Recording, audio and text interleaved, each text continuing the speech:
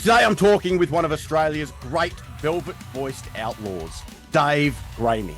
He's hitting the road for a nationwide tribute to Lou Reed, the Velvet Underground and Nico, and we're going to crack into what makes Reed's shadow still stretch across modern music. Dave, thanks for joining me, mate. How are you? Hello, Chris. I'm fine, thank you. Thanks for that nice introduction. Oh, that's all right. It's just the truth, mate. Now, look, you've talked in the past about seeing yourself in that same Lou Reed lineage hmm with the humour, the kink, the character work. How do you step into this tribute, and what part of Reed's DNA do you feel in your bones? Very good question. I agreed to do the shows, a few months ago. I'm doing it. They just, gave me. I've worked with the people before. They're very good instrumentalists. They're a tight band and they do all these kinds of shows all the time. So I look forward to that part of it. Just the camaraderie of being amongst a group of people, but yeah, we focused around Lou Reed material, and I got to choose a few songs, and yeah, often people who hear me the first time, and that happens. That's happened through my whole career. I could do a gig next week in a regional area or wherever, and people will come up and say, I hear Lou Reed in your music. Often people say, I hear Frank Zappa in your music, and Lou Reed and Frank Zappa had a very fractious relationship, and I'm probably closer to Lou Reed. I love a certain period of his music. I didn't stay the whole course for his whole career, and I follow an amazing Instagram page called Weapons Etc., which is just Lou Reed information every day. It's always illuminating, and yeah, I like whole lots of different things about him. He was very funny. Probably the period I liked him, he was the most damaged and exciting in that rock and roll way, and it was an exciting rock and roll period. I mean, like the up until the album The Bells, Yeah. like the '70s period. That's when I liked him. Yeah, and I did an album called Night of the Wolverine in 1993, and Yes. it has about sort of 10-minute maybe title track, and I based it around Lou Reed's Street Hassle, just the arrangement of it. Yeah. No, that is awesome. I mean, I love Lou Reed myself. White Line, White Heat is probably one of my all-time favorite songs. Mhm. Yeah, amazing artist. From the Velvet Underground, you mean? Yes, yeah, the Velvet Underground song, yeah. Um, Now you've got there's a huge ensemble on stage for this. What's it like working with this lineup? What is everybody bringing to the show? Yeah, I'm yet to meet them yet, Oh, Chris. really? That's amazing. I have worked with Paul on guitar before, and it was for that it was just quite small, just a like 5-piece band really, Yeah. with a horn player occasionally. I don't know what is going on with the rest of it. There might be more for some of the other Lou Reed songs, but the ones I'm doing are like from a small band kind of format, like Awesome. uh, songs from Coney Island Baby, Rock and Roll Heart, and Sally Can't Dance. So that when Lou's, trying to have a small band together, and I've always wanted my music personally to be in that kind of small combo Yeah. style thing. Yeah. Yeah, awesome. Um, are you interpreting these songs, or are you performing these songs as Reed? Are you putting your own spin on it? How are you approaching it? I don't know. Let's I don't know. see what happens on the night. Well, I think they're quite simple songs like Rock and Roll Heart. They'll be a lot of fun to do. They've got a lot of attitude in them. So, I don't like opera and I don't like ballet, new wave French movies. They just drive me away. I guess I'm dumb. I know I ain't smart. Deep down inside, I got a rock and roll heart. Great lyrics. There's no need to go all Al Green on any of that or anything, or try and be like Ray Charles or Yeah. Guy Sebastian or Yeah. Mariah Carey. It's just a groove, and he's got very simple words. That was his focus in music. He liked to use street language, and he was unknowable. That was the part I liked about him the most. Yeah, but outside of art, Hmm. yeah, which is what I loved as well. It's Yeah. it wasn't intended for everybody. Oh yeah, well, he was also a New Yorker. New York people have a. I really like a band called The Fall as well, and they had an equally straight ahead guy, Mark E. Smith, and he hated New York music and attitude. He loved Lou Reed, Yeah. but he said, "I hate that fucking New York attitude." And I know what he means. People who New York in a way is full of hicks. Yeah. Hicks who go there and all of a sudden they say, "I'm a fucking New Yorker." But they're just a bunch of hicks. Yeah. And so I'm not intimidated by that thing, but I love New York music from that period. Yeah. So Hey, in a way, I think Lou was a bit of an insider as well as an yeah, outsider. yeah, I could definitely see that. Yeah. You talked about lyrics just a second ago. Are there any other like lyrics that like you've been practicing and performing that you're like, wow, this really like stands out to me? This really is something that like performing it is something different for you? Well, I always used to like his song. I love Coney Island Baby because the chords on it and the small band and the emotional kind of qualities of it. And the title track has I want to play football for the coach. It's a simple line, and Yeah. it was kind of defying his, like you say, his outsider image. He wanted to be inside, to be a regular guy in many ways. He did another song. It's a gay anthem called "Such a Perfect Day," Hmm. and just someone wanting to be normal. He's got that kind of aching feeling, as well as being, like you say, an outsider. Yeah. He knows he wants to be accepted in a way, and I want to play football for the coach. Is yeah, it's quite a something I really understand. Yeah. Yeah. Now look, you've reinvented yourself so many times over the decades. No, No. I've Well, always been me. Sorry. well, what sort of what era of what you've done connects most with what you're doing now with the tribute shows?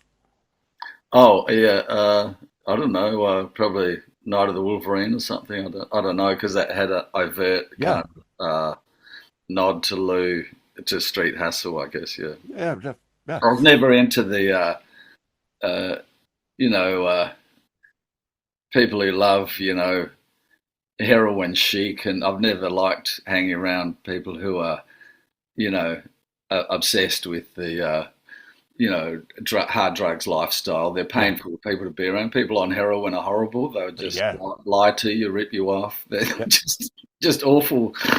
Aside from just falling asleep and dribbling all over the place. It's only people that have had junkies in their lives that know this as well. Yeah, yeah, and they'll steal everything. Yeah, And but it's fascinating, and I love some poets, who've been into that thing, and a lot of people into drugs and heroin love the glamour of the proximity to the criminal world, and they love the scoring more than the drugs. I think yeah, it's one of those funny kind of worlds that you see. So I've never hung around people like that. I've been around them, but I never want to. I don't admire them or anything. I admire straight people. You yeah, know, you know, more than that. I think it's and people playing music. Often people have to drink or take drugs to get over their shyness or their vulnerability. But when you get through that and you experience the excitement of performing, that's better than any drug, really. oh, So 100%. I couldn't agree more. But it's that tortured soul syndrome. People look at that tortured soul and want that. yeah, But when that actual person with the tortured soul sometimes is suffering quite severely, and that's why their art is so amazing. So, yeah, yeah. I don't like the whole take drugs. Taking drugs makes you talented, or it yeah, brings you I insights. I think often it's a lot of really talented people were taking drugs, and they were so talented they made great things despite Yes. the drugs. You know, like Yeah. I mean Keith Richards and people like that. John Martin, the folk guitarist, with alcohol, and yeah, Lou Reed, I would say, yeah. Yeah. Yeah. I mean, it's a list that just goes on and on and on, Yes, unfortunately. yeah, yeah, Yeah. yeah, yeah. Um, Now you've written books, been in iconic bands, won arias.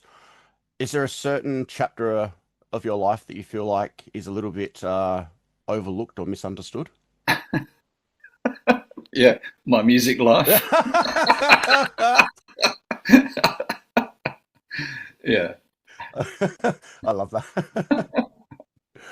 Well, what Yeah, I've had different ambitions, and I think you know, in when I first started in music, the first 10 years, I just enjoyed being in the culture yeah, of.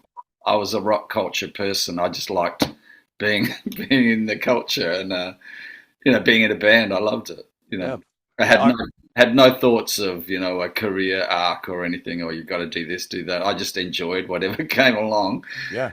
And then at another point, I was working with a record company, that kind of thing. I enjoyed that too, but yeah, What I enjoyed all different parts of it. Yeah. What drives you now with it? Is the passion, is it still just that passion is there and you cannot help yourself? Um, I know for myself at 46, I have to pick up my guitar every day. I have yeah, to, yeah, yeah, this is my recording studio as well. I have to right, work yeah. on music. I have to, it's a drive and a passion. Is that what still drives you? Yeah, I think people who are into music just like they get into it through obsession. You know, Yes. it doesn't matter what age you are. Although I think youth and obsession go hand in hand. When you're a teen or in your 20s, you can drink in so much information, and you take so much more in than later on, I think. Yeah, so you get into just playing, and yeah, I've been through different periods. I was in a band, the Moodists, and Yes. for 10 years, and then the Dave Graney and the Coral Snakes for 10 years, and all that time I wrote songs on guitar but never performed with one, and I was a stand-up singer.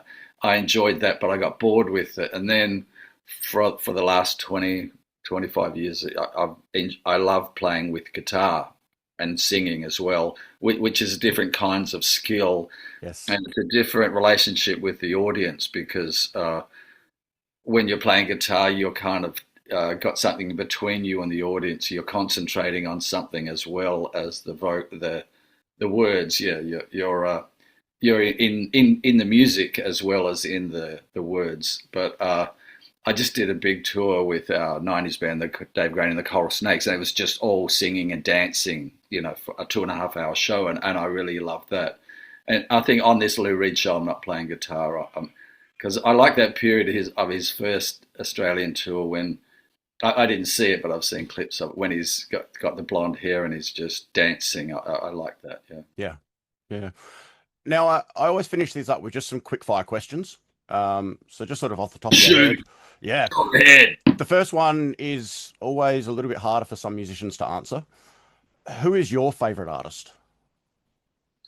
Um, well, I really love quite a few, but as a singer-songwriter, I love Robin Hitchcock, the Yeah. British singer-songwriter. Um, uh, I don't know. I love Richard Hell. Richard Hell and the Voidoids, another Yep. New York artist, and I love his books. And he did one album really, and he's a bit like a British folkie called Kevin Ayres, who was in the Soft Machine.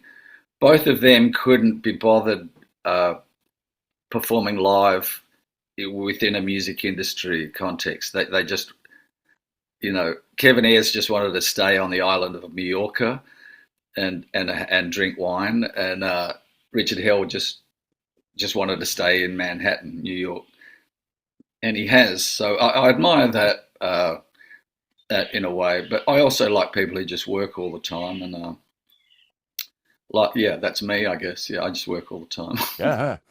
Have If I said to you, what is your first thought on the classic Australian venue? What's the first venue that pops to mind? um, the next one I play. Really, I'm not really sentimental about venues. I like artists. I think musicians are my favourites, and musicians and artists make the music scene, not venues. Yeah. I love playing in venues that aren't pubs. Actually, Yeah. I think people have to get out of the mindset of playing in pubs and playing at night time. I think playing in the daytime, BYO gigs are great, and get out of pubs. I think that's what I hope the future is. Yeah. Now, what would you hope people walk away from after seeing the Lou Reed tribute? Now, Chris, there's 3 other singers: Mick Harvey, Yes. Robert Forster, and Rob Snarsky. I just hope they think I was the best. Yeah. I love that. I love that. One of my favorite quotes now, and I use it all the time, is when I asked the singer from Suicidal Tendencies who his favorite band was. He said, "It's my band." And then next week when I play with my other band, it'll be that band. That's the greatest answer ever. Did he answer the way I only know that one song, Institution? Does he talk like that? That'd be great if he did. No, Mike was absolutely lovely. It surprised me. Yeah, definitely not the man you see on the video clips. Oh, that's disappointing. Yeah, kinda. I like people who are 24/7 themselves. Yeah. Look, I think it's just old age is hitting him and he's mellowed out. Oh, right, yeah. Yeah. He's not still living with his parents, I hope. I hope not, no. Hopefully they got him that Pepsi. That's right, yeah. Dave, I want to say thank you so much for your time today. No, thank you, Chris, yeah. The tour kicks off January, starting in Sydney on the 24th, rolling through to Melbourne on the 6th, I believe it was. You've added a few extra dates in there. I'm looking forward to catching you guys in Adelaide. I can't wait for it. Anything else you wanted to say before you head off today, Dave? Oh, yeah, you didn't say you're from Adelaide. I'm a proud South Australian. Yeah. I love it. Yeah, down in Victor Harbour. Really? Oh, you lucky guy. Yeah, hometown for me. So really, yeah, great. Nice and quiet. I got a couple of minutes, and I've got the beach just there. And I love it. Yeah. How's the algae around Victor Harbour? Absolutely horrible. It's clearing up. Really? Yeah, it's clearing up. But all it takes is a couple of hot days, and the bloom kind of that's back. Yeah. So there's a lot of talk around here about why it's happening. Yeah. Because the sewage valves got opened from 10% to 100% really? into the ocean probably about 8-9 months ago. Wow. And the algae bloom immediately happened. Now they're swearing that's not why it happened. Yeah. But you add bio load to any water load and you get algae. So what the hell do they do that for? I don't know. Yeah, especially going from 10% to 100% overnight. Yeah, because Britain's got like private water companies who just been putting sewage into all their rivers. Yeah, it's shocking. But no, it's clearing up with for a while I couldn't even go down to I live 5 minutes from the beach. I couldn't even go down there without coughing and eyes burning, dead fish everywhere. So all of that's passed, but it doesn't take much, like a few hot days and it'll blow up again. And so hopefully it all clears up. It'd be nice just to get back in the water as well. So yeah. Well, I hope it clears up. Yeah, we'll see what happens. Yeah, but if you're ever down this way, I'll have to catch up with you. Yeah, no worries, Chris. That'd be great. Yeah. I really appreciate your time today, Dave. You too, like I said, I've been a fan since I was a young man. So thank you. Yeah, well, I appreciate it. No worries, mate. And I'll catch you in Adelaide for the show. Okay. See you later. Now.